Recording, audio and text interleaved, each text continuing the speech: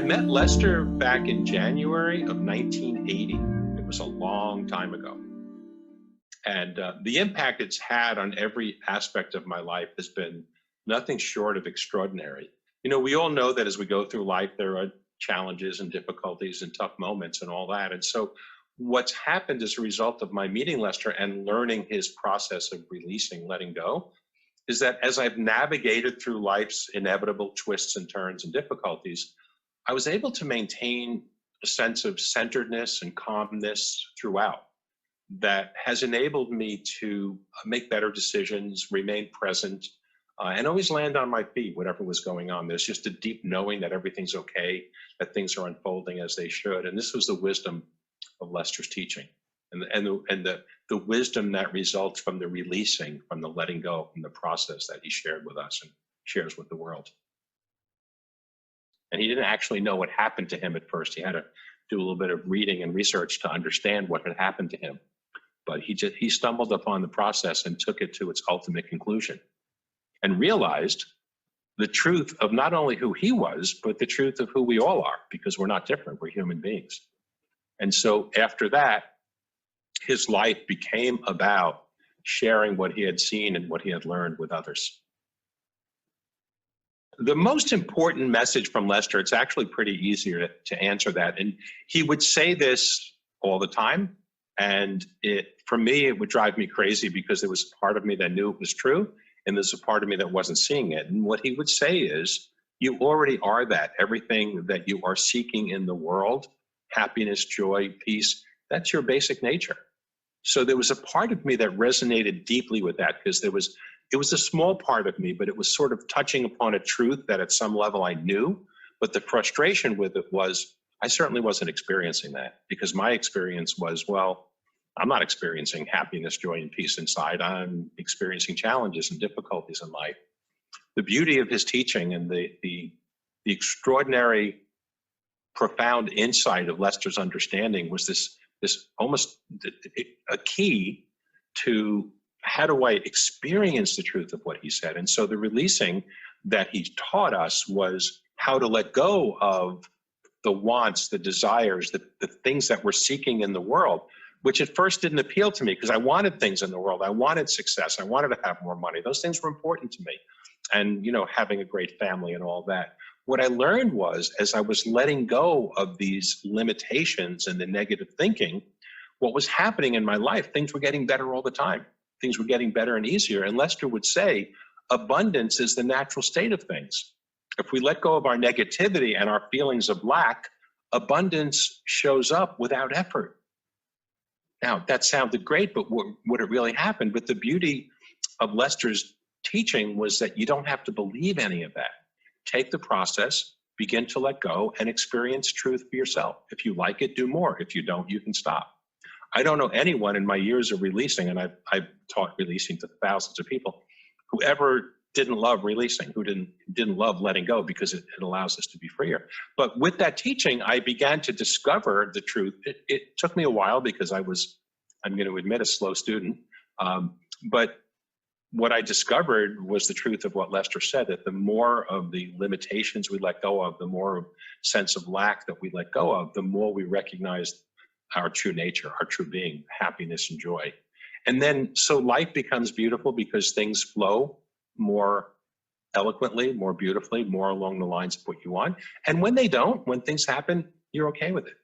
So you begin to live in this place of peace and joy within for no reason. The greatest happiness that there is happiness for no reason. That's what Lester taught. Lester spoke these truths, but more than that, he gave us the tools so we could each discover it for ourselves. And he challenged us to do what he had done. It wasn't just, look at me, I'm this great wise guru who has the answers. Lester pointed people to themselves. It was never Lester about me. It was, look at yourself. And the greatest joy of being around Lester was he saw you as that perfect being. He saw your true essence, and you could see yourself in his eyes. And it wasn't a cognitive experience. It wasn't something that I could say, oh, that's what's happening. I'm seeing myself in Lester's eyes. It wasn't that. It was seeing something in him and feeling something in him that I saw was in me. I felt it was in me, so I saw what was possible. But the beauty is that his teaching lives on, and his teaching is all you need. It's the key to undoing this mess we've created for ourselves in our minds and all the limitations we've added on. So his pure teaching was, you already are that you are seeking. You already are that. So it's not a matter of becoming this infinite being. It's a matter of undoing the conditioning of the mind so that we can recognize what we already are.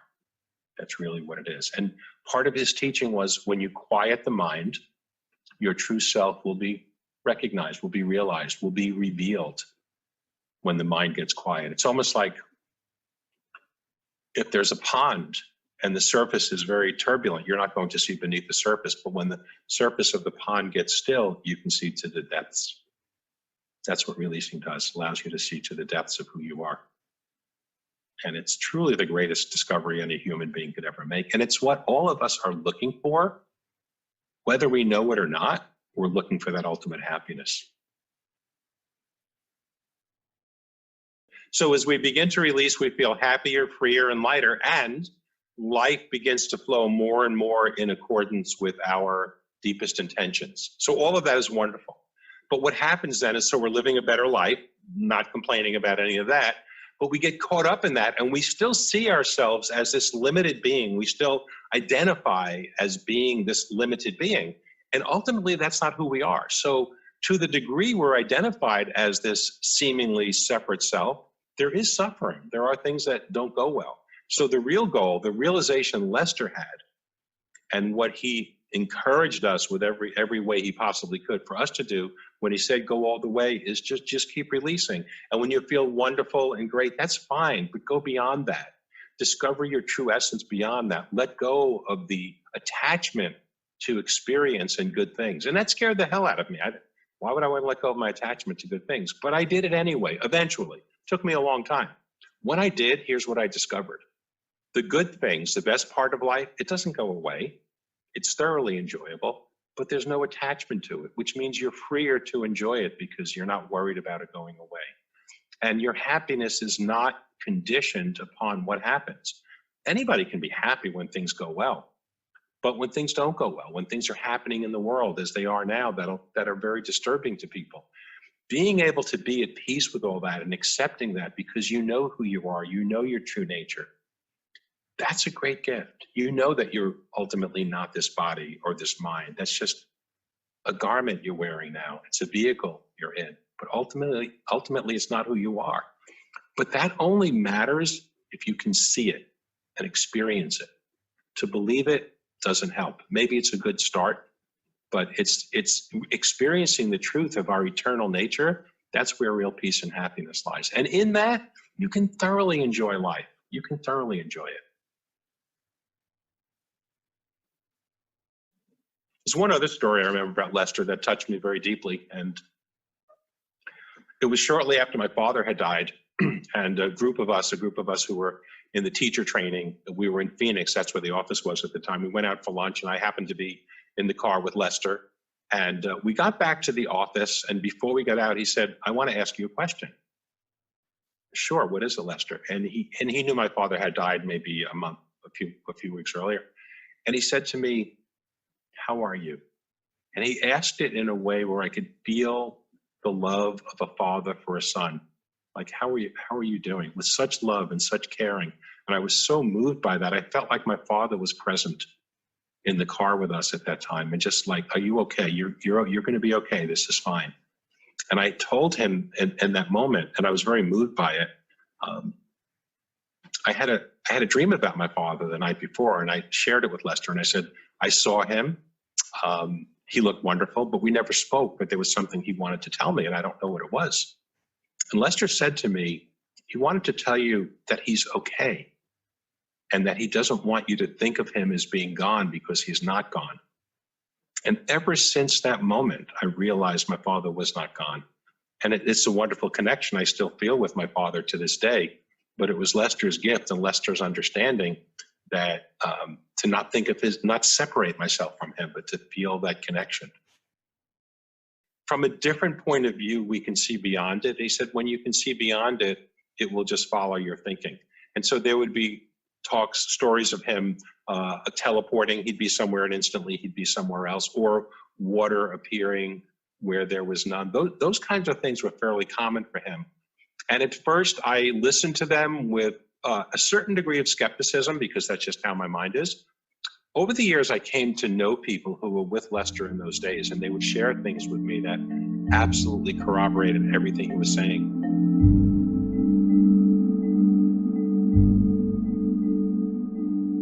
I spoke about Lester coming back down, and one of the ways that he did that is he watched TV all the time. And he watched the news, of all things. He watched the news. And he just would sit in his chair. Somebody had gotten him a sheepskin for his chair, so he sat in his chair and he watched the news. And sometimes I would go to pick him up to take him somewhere, and he would be there with CNN. It was early days of CNN, and he would be watching it. And that's how he brought himself down. So he always knew what was happening, and many times he would use what was happening in the world as part of the teaching, to illustrate the teaching. After a few weeks, I started to volunteer in the office, and so I spent more time with him. And there was a group of people who would go and have dinner with Lester at a little restaurant nearby. And so I would go. When my friend would call and say, Lester's going to be there, I would go. And he would talk about things. And oftentimes it wasn't about releasing. It was maybe about what he did in a business or something. But I would be triggered through some little thing he said. And I would go home and release and release and release and release. And I realized much later that he was doing that intentionally. And it was a great gift, because I started to see what was blocking me and what was stopping me, and it was a great help. So that's how I began to spend time with Lester. He would be talking to somebody across the table, and I knew he was speaking directly to my heart, directly. But if he had turned and said to me what he was saying to that person, it would have been too confrontive. But I could hear it. He was a wonderful teacher. In that way, he knew what you could handle and what you needed to have, maybe in a little bit of around the bend way. Yeah. But he told a lot of stories. He would talk about the strangest things. He would talk about how McDonald's had the best coffee and why. He would talk about they had a glass pot and it was fresh every 10 minutes and they had all these systems for it. I realized much later he was teaching me about business and about how to be effective in the world. And it also triggered things in me, a sense of inadequacy, a sense of, I need to learn these things. There were many things that were triggered. And I began to teach. I took teacher training starting in 1984. And Lester would spend some time with us, and the director of training at that time, Virginia Lloyd, would spend some time with us. And it was very profound teaching, because essentially what they did was show us what was left. And you just had to keep releasing. You couldn't coast, because there was always the next thing that, oh yes, that's there too. that's there too. And letting it go created a whole new awareness of what was true and what was real. And the feelings were just passing through. The wanting, the desire was just passing through. What was real was always there. It is always there. I always know if anything happens that's an upheaval in my life, that there's something underneath causing that. But for the last, I don't know how many years, things fall into place much more. I mean, occasionally there's something that passes through and I recognize that it's old and it's leaving. But I remember Lester saying, he would say to us at that time, you don't want it. He said, your life gets good and everything straightens out and you want the joys of the world. And they're not true joy.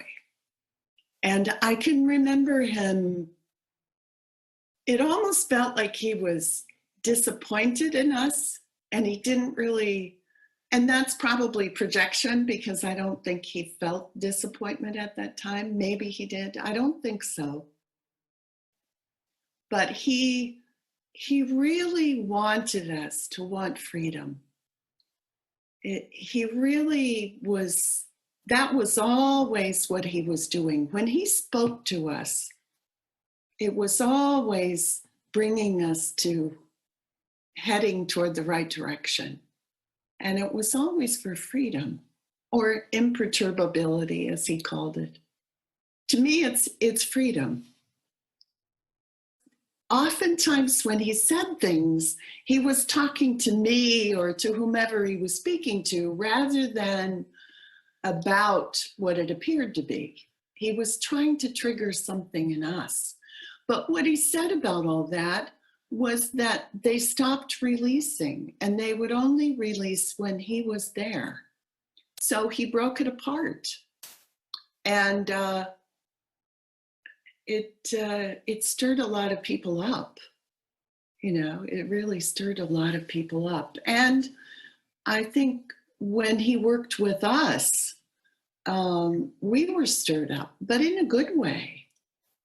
It was always apparent that if we kept releasing and uncovering, that the freedom was being uncovered, that's what was happening, that we were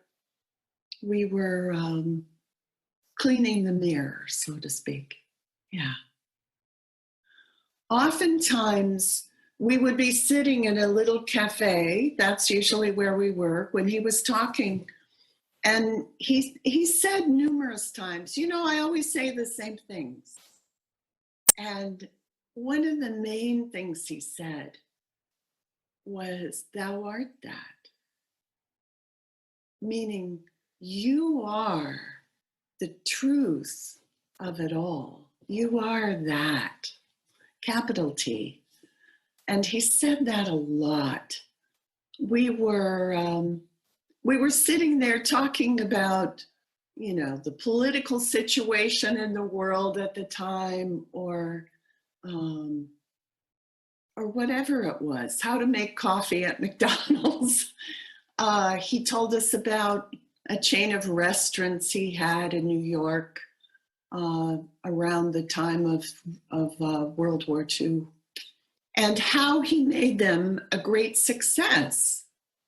And as he was talking about this, he was communicating so many things, keeping it simple, not getting caught up in too much complexity.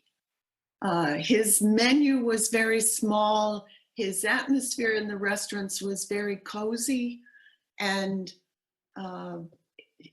you could get your lunch very quickly. He only had stools, I think. I don't think he had tables. And so people came in, got their meal, ate quickly, and left. And he tried to serve them very quickly so they'd come for lunch. So a lot of the lessons that were taught were about the principles underneath. And it always brought us back to peace or to freedom. That was always the lesson. And he would talk to us about things, ways that we could become wealthy or successful or whatever. He always talked to me about real estate. And that was something I was drawn to. And a friend of mine, he talked to him about the stock market, and he was drawn to that. So it was interesting to spend time with him. I remember when I was first releasing, I was always afraid I was just going to be a blob and I was just going to do nothing. And the piece is not like that. There is, I wouldn't say it's passive. It's action at rest. And if there's a need for action to happen, it happens. But it's not like we're trying to make things happen. We're not pushing, we're not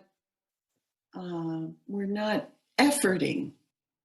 We're actually at rest until action is needed.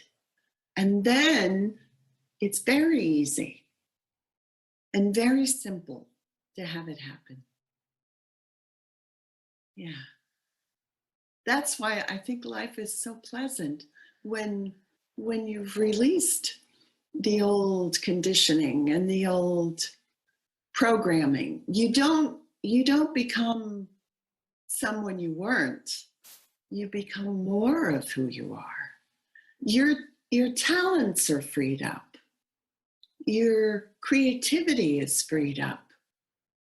He really liked Yogananda, and somebody came once from Yogananda, and I said, "Oh, he's from Yogananda." He said, "Well, it's about time he started sending people. I've sent a lot of people to him." And there was a quote from Yogananda that says, "The world is like this one flower," and he said, "It's very beautiful, but every part of it is poison." And, he was trying to encourage us to go all the way, not get caught up in the world. And yet he would also go to people. I have a friend who has several children, many children, and Lester would go to him and say, you can be in the world, but not of it. You don't have to give up your family. You don't have to not be part of the world. You can be part of the world and still be free. Yeah. We always have been, but we forgot. So in the letting go, we remember more and more of what we are and what's true. It's a wonderful way to live because we're not fighting the world. We're not fighting our family or our friends. We're letting them be. And we're enjoying how they are.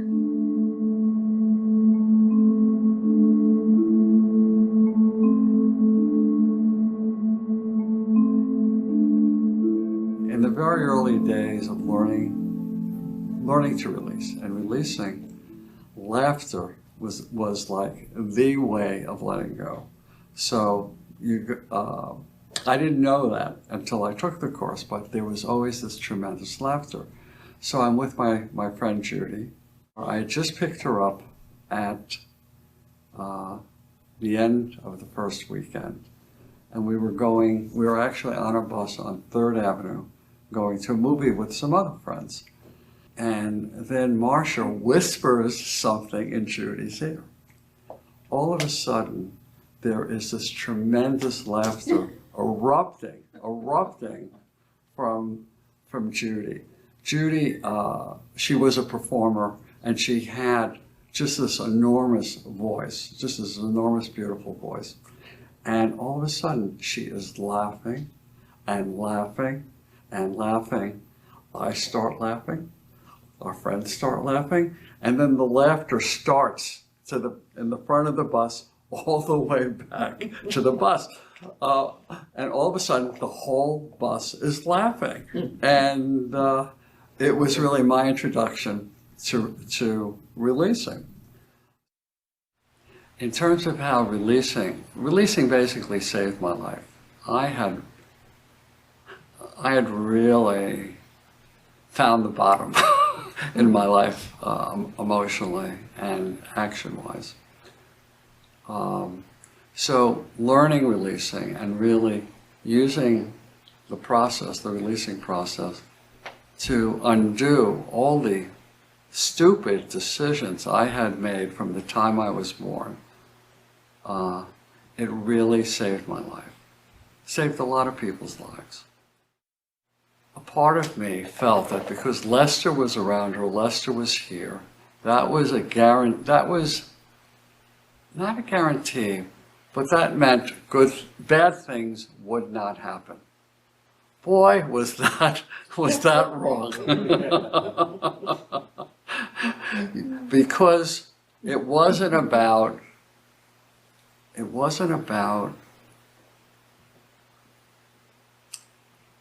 making things good. That was okay, but that wasn't his goal. His goal was to help us realize what he realized, to realize the complete totality of what we are. And he did it in some very interesting ways. Supposedly, he had cancer, but he took no medication. He took no painkillers. He was always still more interested in others. I told this story in New York. Because he was homebound, there were visiting nurses, house cleaning. We had a woman who would come in, wonderful woman, come in and clean his apartment. And whenever she came in, Lester would give her his full attention and listen. And she was having a lot of trouble with one of her kids, maybe all of them, or it was a relationship. Her life was really a challenge, and Lester would listen and try and help. Listen, maybe say something. Listen, maybe say something, but never talk at her. It was really very beautiful. He tried to make the visiting nurses as comfortable as possible, not give them any trouble. Really tried to make it easy for them. When I would visit every day, he would say to me, "Tell me your gains. First thing you do, tell me your gains. Tell me," and by gains he meant any positive benefits from releasing. And he felt they were important, but I think it was something special to me because he wanted me to see the confirmation, get me to see the benefits, the benefits of my releasing. And it was helpful. It was helpful. I appreciated the direction.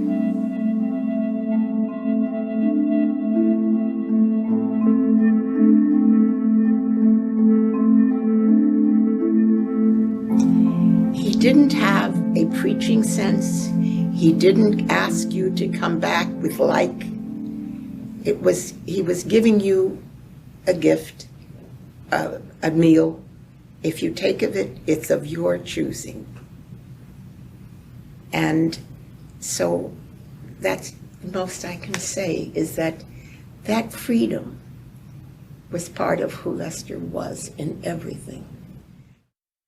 I got a phone call about 5.5 years ago from my doctor on December 22nd. And she said, Sylvia, I have never given a message like this in my life. But if you do not go to the hospital immediately, you will either die, have a heart attack, go blind, or have a stroke. So I wasn't doing anything, so I went to the hospital.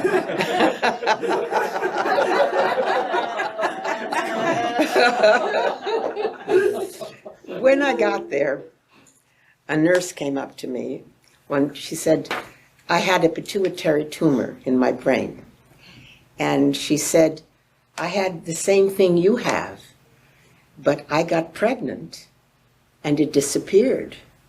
So I told the doctor that I wanted her treatment. However, what happened in that moment, that she said she got rid of it, I used Sedona. I used the releasing technique. And I just released it. And what happened is my tumor consumed itself and disappeared. Wow. A 1.5 years ago, I had a subdural hematoma, which is when you crack your head open.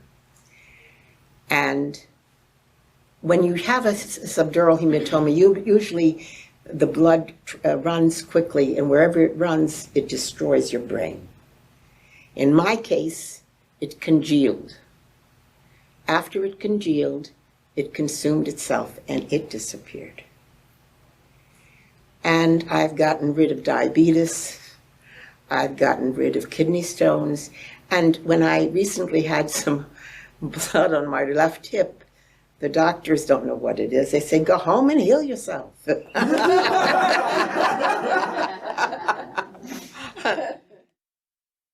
How did you It was release? the simplicity with which the nurse said to me, she says, I got pregnant and it disappeared.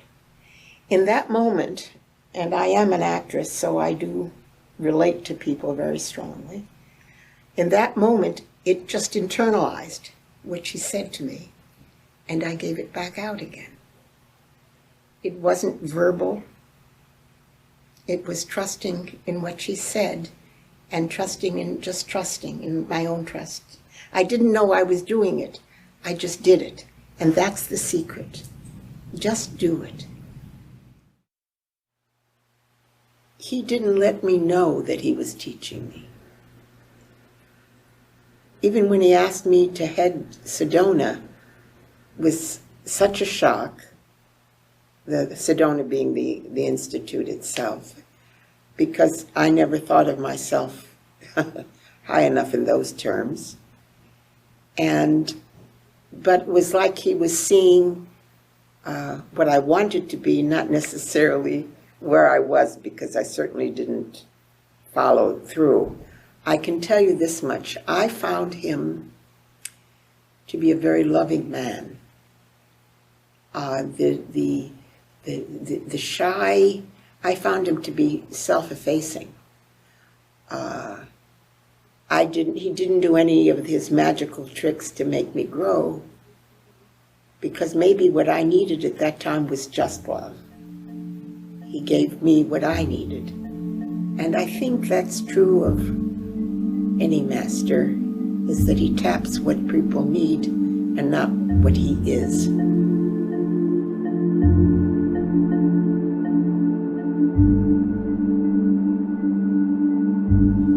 Yeah, good. Didn't say not meditate, but it's the idea of if you're just wanting to get high, you can go off in the clouds and everything.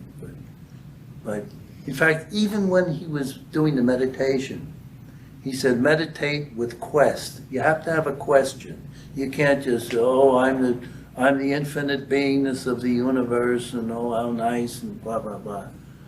But, what do you really want to know? Who am I? What is this world? You know, what am I doing here? What is happiness? All these questions that he asked himself. He said, anything you really want to know, when you concentrate on it, you get it. Like any great performer, musician, actor, whatever, knows that concentration cracks the secrets of things. I guess you all know the story of how he would stick his finger in my palm. Some of you do. Anyway, every time I would shake Lester's hand, he would stick his finger in my palm, you know, like suddenly snapping at a sexual thing. And I said, why is he doing that all the time? He kept doing every time. There was never a time he didn't do it. And I thought, that's very strange. Then I realized he's trying to tell me something. I was so involved in my sex fantasies and so forth. And one day I'm about to shake his hand, and I figured he's going to do that. I'm going to be prepared to pull back. So I put my hand out. With his other hand, he grabs my wrist and holds it as he was strong, as hard as he can, and sticks his finger into my. I'm down on one knee on the floor trying to get away from it, and he's digging and digging. And he winks at me and finally lets me go, you know. I mean, he knew how to make a point. Is that what he was doing? Oh, sure. Absolutely. You know, it's sort of, to thine own self be true, when you're talking to people or whatever group you're in, and people say, oh, but it's this way, we got to take care of this and that. This man lived what he taught, and he proved to me that nothing needs to be controlled. Sylvia talked about driving with Lester. That was an experience. I'll tell you, if you had any want of safety, you didn't drive with Lester.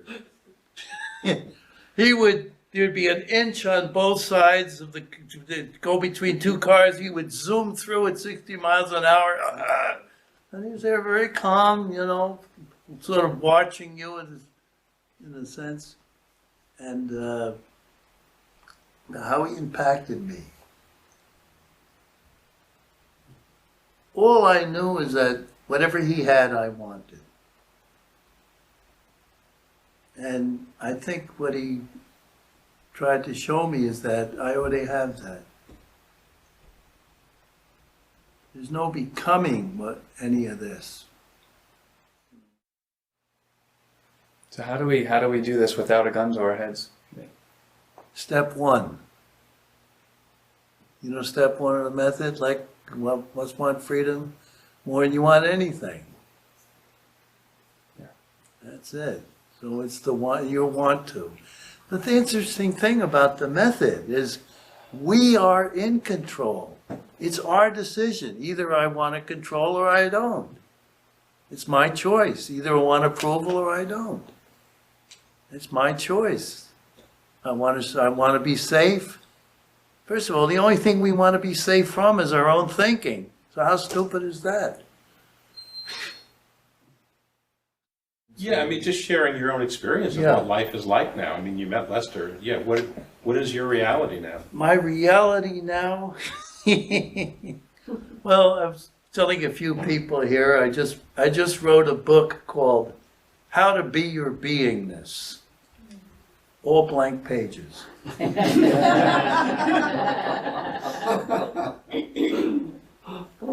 My reality. How to get me releasing. There you go. Just ask me a question like, how's my reality now? It's amazing. I'm looking out at everybody, and I'm just enjoying every one of you. I never thought I'd see the day when I remember the early days of my releasing. I'd go to a retreat, and I'd have a big release on wanting approval, let's say. Then I'd look around the room and I'd think, gee, I hope everyone noticed that I let go of wanting approval.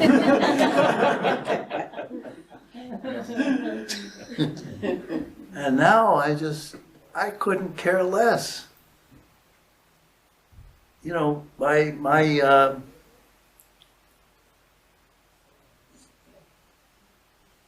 sanity depends on me allowing the rest of the world to be crazy. And I'm probably just as crazy as everybody else. The difference is I couldn't care less how crazy I am, and therein lies my sanity.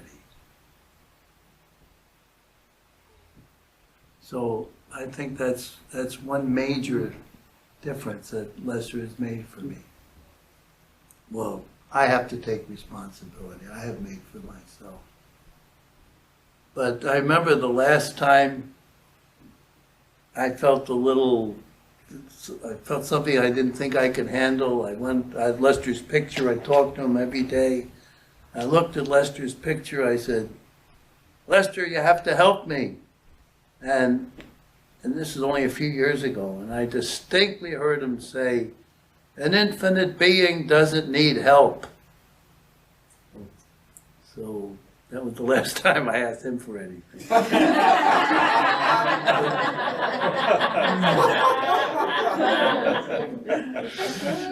Anyway, it's what I discovered. It's fun loving people.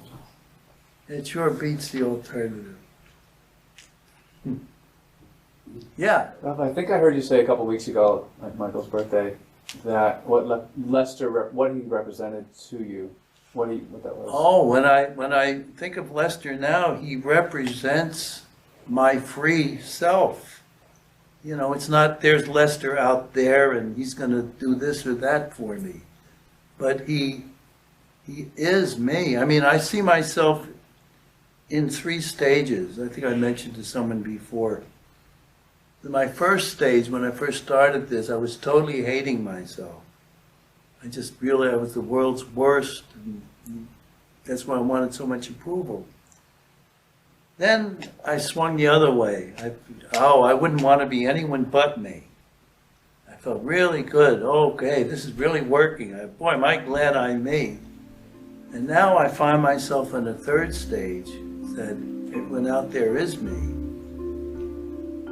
And that includes, I was looking at Lester's, but I'm still putting him separate from myself. No, he represents the free me.